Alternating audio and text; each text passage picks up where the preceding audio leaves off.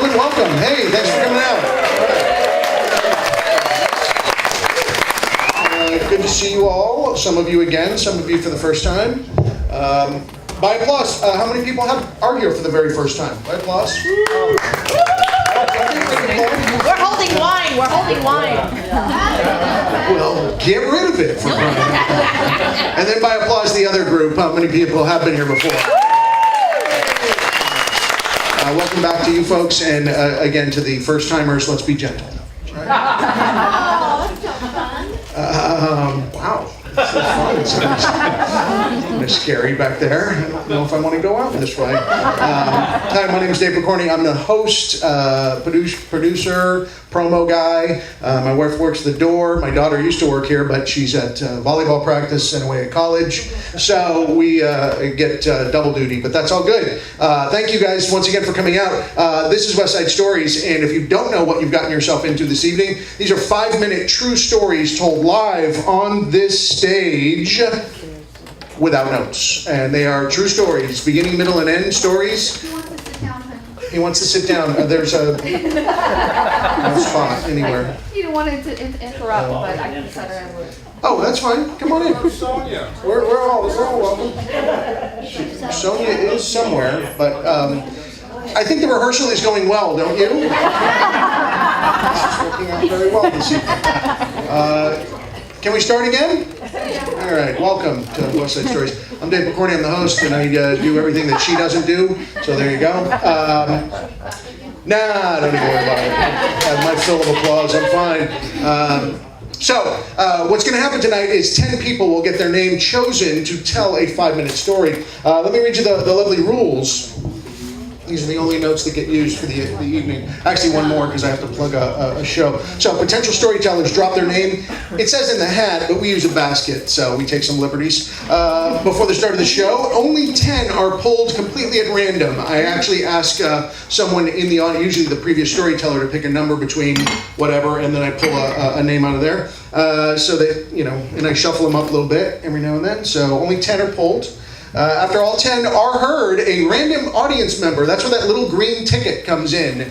I will pull one of those at the end of the evening, and that random audience member picks who their favorite story is for the evening, and that person walks away with a cool $50 cash money right there. So there you go. Yeah, and that's not bad for coming up and telling. 5 minutes, and you're getting paid $50. That's pretty darn good right there. Sign me up.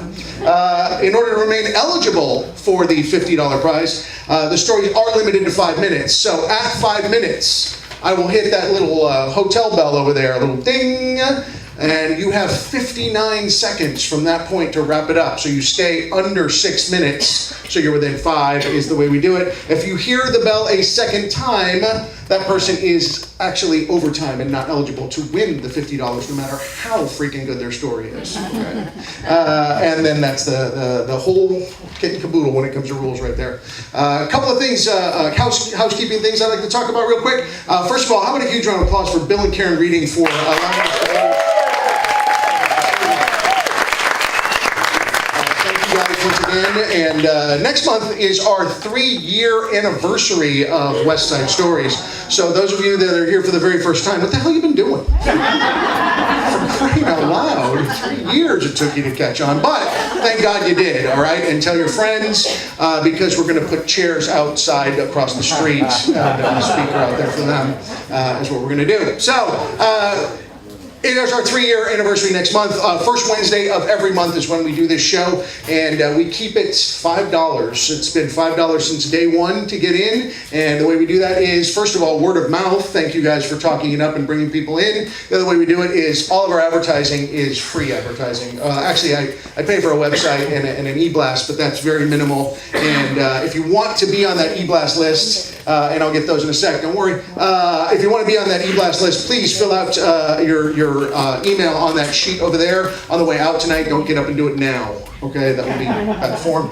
And we also have little flyers that tell you the dates and themes of all the upcoming shows. We have 2 more shows this calendar year, and next month the theme is in. In something, inside, inconclusive, indecision, whatever you come up with.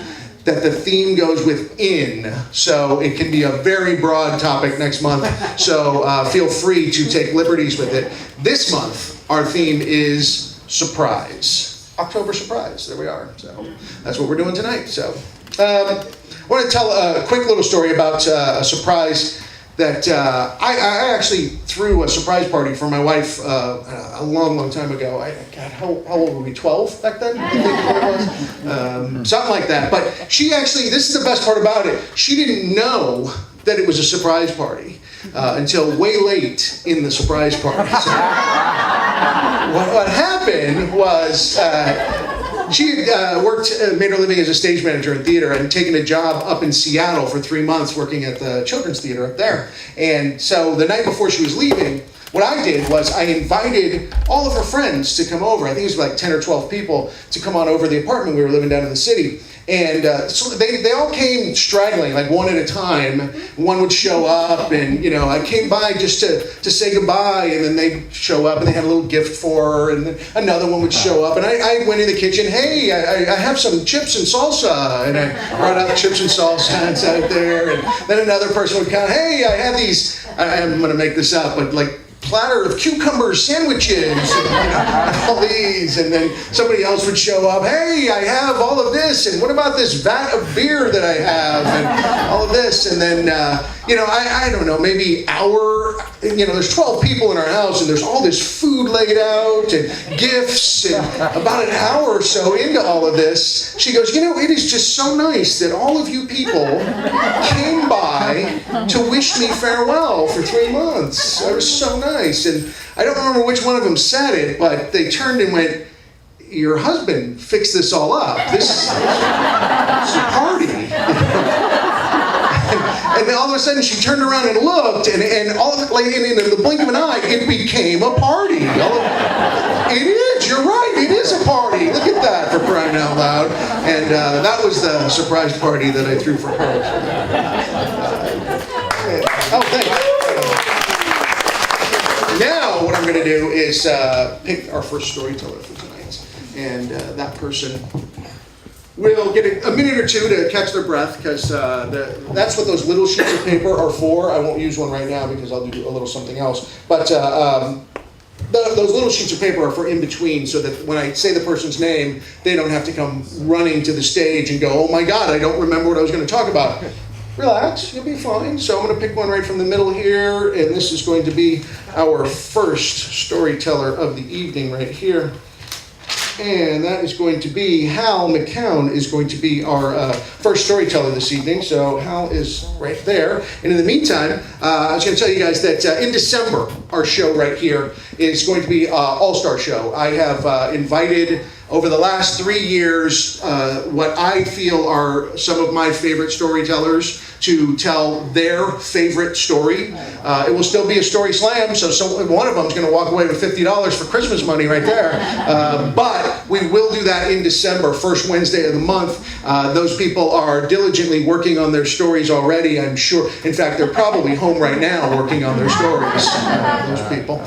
So in the meantime, we are going to hear from a bunch of other people who are about to become my favorite storytellers.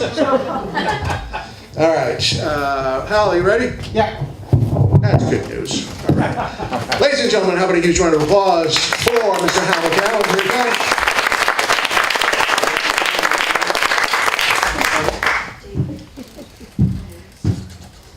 Yeah. Turn off your phones, everybody.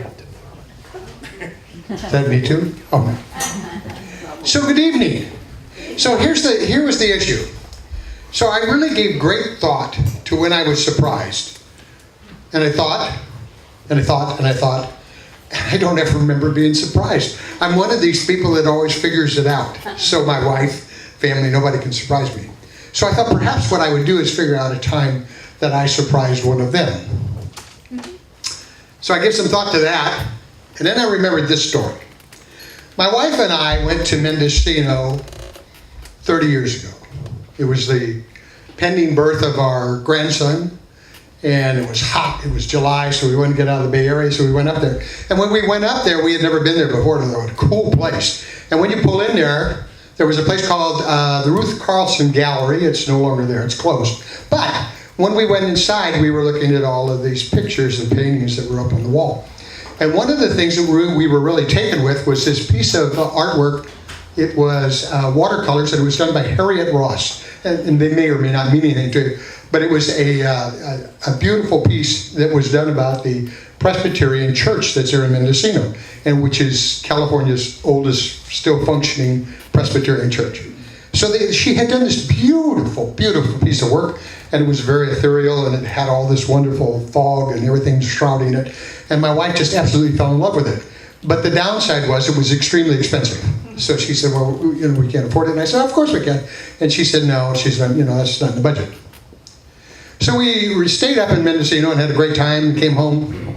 But not before we stopped one more time to look at this beautiful painting. And I took a card off the counter. We still didn't buy the painting. But when we got home, I went back to work and I called them. And I said, I want to buy that painting if it's still there. And they said it was.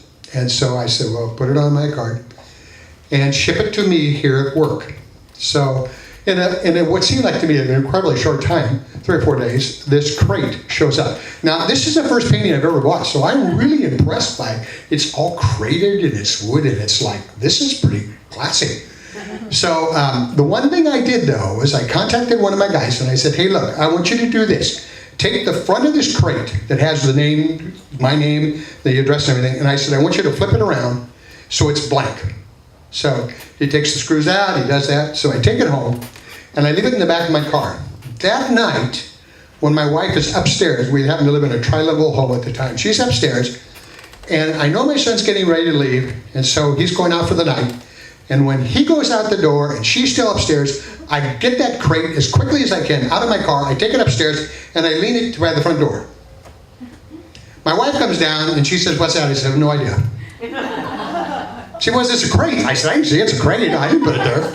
So I said, it must be my son. It's Bub. I said, he probably left it there. And she said, well, where is he? And I said, well, he went out for the night, and which he did. So it's figured would happen within about an hour, and of course she's dying of curiosity. She's one of those creatures that it's killing her. But so my son comes back and he hits the door. He's 16 years old, hits the door, runs upstairs. His mom's going, hey, what's it? Quick. Says, see your mom. Out. He's out the door. Now he doesn't look at a crate. He has no idea what's going on. He doesn't care. He's gone. So his mom says, what was it? And I said, I don't know. So we invite some friends over, very dear friends. We're playing a bridge. I don't even let my friends in. They're very close friends, but I don't tell anybody because they're going to give it away. So we're sitting there, and she can see it. It's where that door is, right? And here's this crate leaning there. And it's killing her. But, my wife's very proper, so she's not going to open this thing up because it doesn't have her name on it. And my friend said, what is that? I don't know. I guess my son left it there. We waited till midnight. That's the night when he comes home.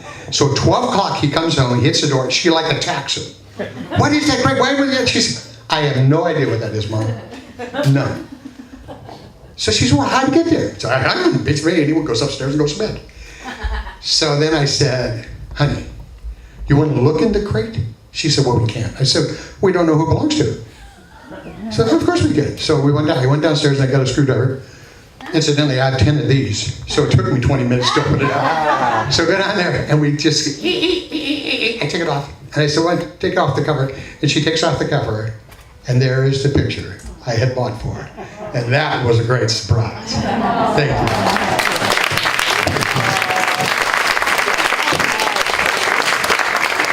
Ladies and gentlemen, one more time for Hal.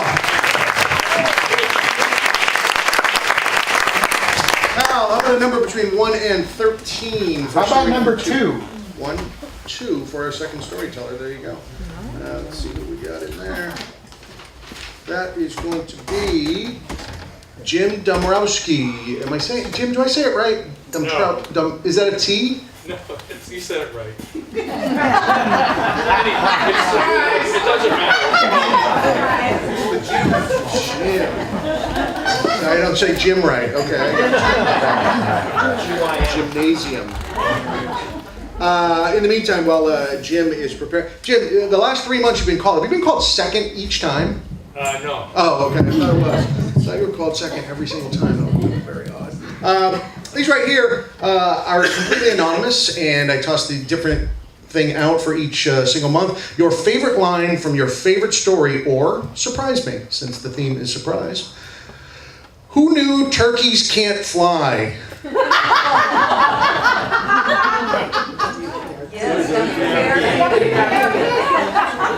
You know, that reminds me of a WKRP in Cincinnati episode. I don't know if that's from that or not, if that was the title of that episode, but was it? Okay, so there you go. Your favorite line from your favorite story, or surprise me, they call me Ishmael, which is from MASH, I believe. It's one of their episodes, I believe. And then Jack and Jill went up the hill to ... Ladies and gentlemen, please welcome Jim Dombrowski. Here he is. He's on his way. Come on, keep going.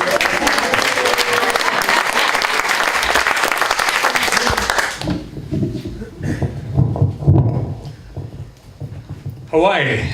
This is about Hawaii and surprise in Hawaii. Actually, there's 3 surprises that I'm going to address. I had a law office in Wailuku, Maui, and I was representing Native Hawaiian activists who were trying to stop the bombing on the island of Koholalvi. If you're familiar with Koholalvi, it's an island just west of Maui, for the Makina beach area. I also was helping Hawaiians that were located in the island of Molokai and trying to stop development on ancient burial sites. And I was also involved with representing peace groups that were trying to stop the Star Wars experiments from the top of Mount Haleakala, which is a defunct volcano in Maui. And they have an Air Force facility at the top of that mountain where they shoot laser beams up the satellites, and they planned on bouncing the laser beams back to an antenna farm in Kihei. So I was approached by a family, a very wealthy family that owned a very choice piece of land on the island of Molokai, and they were referred to me by the local Hawaiian Ohana on Molokai that I was helping with some of their issues, and the family ended up retaining me to help them with their case. And if you're familiar with Hawaiian fish ponds are considered sacred sites, and this one particular area in Molokai is located on the east end of Molokai. And what happened was that in the late 1960s, early 1970s, unbeknownst to the Hawaiians on the island of Molokai, developers got permission to dredge the fish pond, the ancient Hawaiian fish pond, and also dredge the coral reef. And from that, they created a perfect cloverleaf lagoon, and each cloverleaf was a beach, a beautiful beach. And they planned on developing the area for a resort hotel, and it was going to be called part of the Golden Triangle. And the Golden Triangle would be between the island of Lanai, which is across the channel, and also Maui, located in the Lahaina area in Kapalua. And that was called the Golden Triangle. And the Hawaiians began to fight and oppose all the efforts to develop that property because they considered it sacred land. And they succeeded in delaying the approval of permits to the point where they caused the developer to go into bankruptcy. The family, wealthy family, came in, bought it out of bankruptcy, and then the Hawaiians began to educate them to the sacredness of that land, and the family was very, very protective, and they wanted to help the Hawaiians. In fact, they wanted to give a portion of the land to, it's 43 acres, perfect cloverleaf lagoon. If you fly over the island and look down to your left as you're flying over Molokai and look down, it's a perfect cloverleaf lagoon. And so the developers, under a fictitious plaintiff, filed a series of lawsuits against the family that were part of a trust that owned the land. And they tried to delay as much as possible any kind of work on the property, and they made all kinds of claims. And anyway, they had lawyers out of Hawaii, out of Honolulu, representing them that were in fact supposedly representing the family trust, but in fact they weren't doing their job. And so the family asked me to represent them, and so I looked at the file and discovered that there were serious problems with it. And one of them was the court was going to grant this relief that was sought, and they were going to lose the case. They were going to lose control over this property and the access rights to the various issues that were raised in the context of the lawsuits, beach access, and the navigational servitude, because it's coming in, boats could come in from the ocean into the lagoon. Anyway, I exercised this very obscure provision of the law that allows cases to be removed from state court to federal court. And when I exercise that, it's self-executing, meaning that the case goes directly to the federal court. And nobody could stop it. And it was on the eve of the decision that was going to be made by the state court judge in Maui, who was going to basically rule against this family trust. And so before that maneuver was used, I talked with the trust lawyers that were representing the family, and we went through all the consequences and the risks involved. And the only risk under the law was that they could be required to pay the costs if, in fact, the case was sent back to the state court. So the case is transferred to the federal court in Honolulu, and it gets in front of this federal judge, a chief federal judge, whose name was Harold Fong, and he had been the same judge that I appeared in front of a month before on a case where I tried to stop the experiments with the laser beams, Star Wars. So I got a few seconds, so I'm going to make this very, very fast. This judge unilaterally took my license to practice law away. That was surprise number one. Surprise number two was I had to pack up and get my family out of Maui, and that's when we moved here to Petaluma, because I couldn't practice law anymore. He took my license away. So I came back here, and the family was so happy that I had risked my license. They put me in charge of the trust, so I